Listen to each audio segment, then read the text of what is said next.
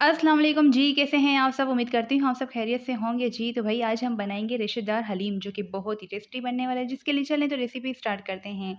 इधर जो है हलीम जो है मैं डबल क्वांटिटी में बना रही हूँ। अगर आप लोगों को भी इसी तरह ज़्यादा बनाना हो तो ये रेसिपी आप लोगों के लिए है। 2 कप मैंने चने की दाल ली है, 2 कप मैंने मूँग की दाल ली है, 2 कप जो है मसूर की दाल ली है, 2 कप जो है मैंने माश की दाल ली है, 2 कप मैंने चावल लिए हैं। आप कोई भी चावल ले सकते हैं, 4 दालें ली हैं जो कि हम वज़न मैंने लिए हैं और 2 कप जो है चावल लिए हैं। इधर जो है आप लोग देख सकते हैं जौ मैंने ली है हाफ़ केजी के करीब और गंदुम भी मैंने हाफ़ केजी के करीब लिया है क्योंकि रेशेदार हलीम बना रहे हैं तो इसी में जो है हम ये ज़्यादा ऐड करेंगे। दालें जो है 2 कप ऐड करेंगे, गंदुम और जौ जो है हम हाफ़ केजी के करीब ऐड करेंगे। तो इधर आप लोग देख सकते हैं इसे मैंने रात भर के लिए भिगो दिया था। फिर जो है अब इसे अच्छे से पानी से मैंने वॉश करने के बाद जो है बॉयल करने के लिए दालों को रख दिया है। और साथ में मैंने इसमें सॉल्ट भी ऐड कर दी है, 2 टेबल स्पून के करीब जो है मैंने इसमें सॉल्ट ऐड किया था।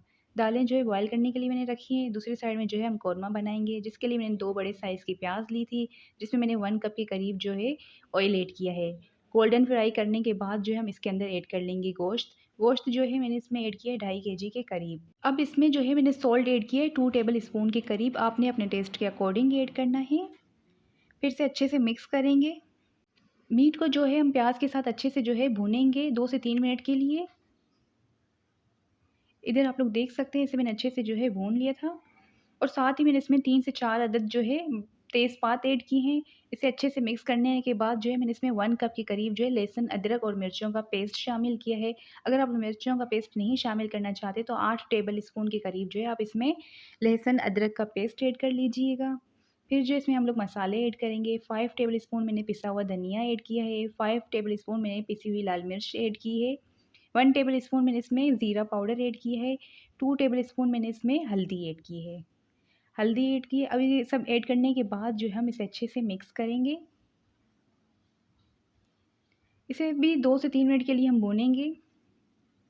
फिर जो है मैं इसमें पानी ऐड कर लूँगी। 2.5 केजी के करीब जो है गोश्त है इसीलिए जो है हम इसमें पानी ज़्यादा ऐड करेंगे और हमें गोश्त को जो है अच्छे से गलाना है, इसके लिए जो है मैंने पानी ज़्यादा ऐड किया है। 4 लीटर के करीब जो है मैंने इसमें पानी ऐड किया है। अब हम इसे मीडियम फ्लेम पर जो है पकाएँगे ताकि गोश्त जो है अच्छे से गल जाए।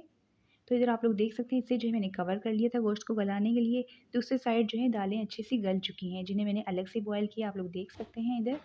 गंदुम और जौ और चने की दाल जो है उन्हें मैंने अलग से बॉयल किया क्योंकि वो थोड़ी-सी हार्ड होती हैं, तो उन्हें जो है मैं ग्राइंड कर लूँगी, इसीलिए जो है मैंने उनको अलग बॉयल किया है। इधर आप लोग देख सकते हैं, आप लोग घोटे की मदद से भी इसे घोट सकते हैं या फिर आप लोग जो है पोटैटो मैशर की मदद से भी इसे जो है घोट सकते हैं। बहुत अच्छे से जो है दालें मैश हो जाती हैं इससे। बस ये है कि दालें जो है आपने अच्छे से जो है बॉयल करनी है, गली हुई होनी चाहिए। जिससे ज़्यादा गली हुई होंगी तो पोटैटो मैशर से जल्दी ही ये गल जाएँगी, तो टाइम ज़्यादा नहीं लगेगा इसे मैश करने में। फिर इधर आप लोग देख सकते हैं गंदुम वगैरह जिसे मैंने बॉयल किया था। अब जो है हम इसे ग्राइंड कर लेंगे। इसी तरह जो है मैं इस जूसर जग में जो है ऐड करके ग्राइंड कर लूँगी। फिर जो है दालें जो हमने मैश की थी उसी में मैं ऐड करती जाऊँगी। तमाम इसी तरह जो है मैंने ग्राइंड कर लिए थे दालों को। जी, तो इधर जो है गोश्त अच्छे से गल चुका था, गोश्त को मैंने चेक कर लिया था और पानी जो है सूख चुका था और इसमें जो है तेज़पात मैंने ऐड किया था वो जो है हम इसमें से निकाल देंगे। अगर आप लोग निकालना चाहें तो निकाल दें वरना रहने दें। तो इसे निकालने के बाद जो है हम गोश्त को जो है अब हम पोटैटो मैशर से जो है अच्छे से मैश कर लेंगे। या तो आप लोग जो है गोश्त को निकाल के भी हाथों की मदद से रेशा-रेशा कर सकते हैं या फिर आप लोग इस तरह जो है मैश कर लें अच्छे से जो है ये रेशा देखें हो जाता है। बहुत ईज़ी जो है पोटैटो मैशर से काम हो चुका था, मतलब कि हलीम जो है बन चुका था। हलीम या दलीम जो भी लेकिन ना बन चुका था बहुत ही ईज़ी से। तो इधर आप लोग देख सकते हैं दालें भी अच्छे से मैंने घोट ली थी। गोश्त को जो है अच्छे से हमने रेशा कर लिया था, अब हम इसके अंदर ऐड कर लेंगे दालों में। इधर आप लोग देख सकते हैं सब जो है मैंने ऐड कर लिया था कोरमा। फिर जो है इसको मैंने जो है चम्मच चलाती रही ताकि ये अच्छे से मिक्स हो जाए और साथ ही जो है मैंने इसमें 1 टेबल स्पून हल्दी और 2 टेबल स्पून सॉल्ट जो है और ऐड किया था। इधर आप लोग देख सकते हैं तकरीबन जो है इस हलीम में 6 टेबल स्पून के करीब जो है मैंने सॉल्ट ऐड किया था। अपने-अपने टेस्ट के अकॉर्डिंग ऐड करना है। अब जो है हम इसे अच्छे से जो है घोटेंगे ताकि हलीम में दालें और गोश्त जो है यकजान हो जाए। जब इसे अच्छे से मैंने घोट लिया था 10 से 15 मिनट लगे थे मुझे घोटने में। फिर जो है इसमें मैंने ऐड किया है चाट मसाला 2 टेबल स्पून के करीब। 1 टेबल स्पून मैंने इसमें पिसा हुआ गरम मसाला ऐड किया है। पिसा हुआ गरम मसाला मैंने पहले नहीं ऐड किया था, अभी ऐड किया है, लास्ट में इस पर ऐड करना है। और साथ ही जो है मैंने इसमें 1 टेबल स्पून जायफल जावित्री का पाउडर ऐड किया है। तो इधर आप लोग देख सकते हैं अब जो हमने इसे तकरीबन 20 मिनट के लिए और घोंटना है अच्छे से। अगर आप लोगों को लगे कि हलीम जो है ज़्यादा गाढ़ा है तो आप लोगों ने जो है उसमें थोड़ा-सा पानी ऐड कर लेना है।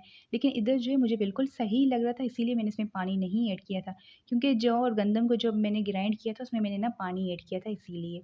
फिर जो है लास्ट में अब हम इसमें तड़का देंगे, जिसके लिए इधर मैंने 3 बड़े साइज़ के जो है प्याज़ लिए थे, जिसे मैंने बारीक स्लाइसेस में कट कर लिया था। 1 कप मैंने इसमें ऑयल ऐड किया था। फिर जो इसे हमने अच्छे से फ्राई करने के बाद जो इसमें ऐड कर लिया, इधर आप लोग देख सकते हैं। और साथ ही जो है मैंने इसमें धनिया, पुदीना और हरी मिर्च ऐड की है बारीक चॉप करके।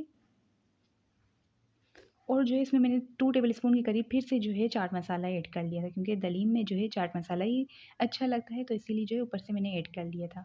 अब जो हम इसे मिक्स कर लेंगे। फ्लेम को जो है मैंने ऑफ़ कर लिया था।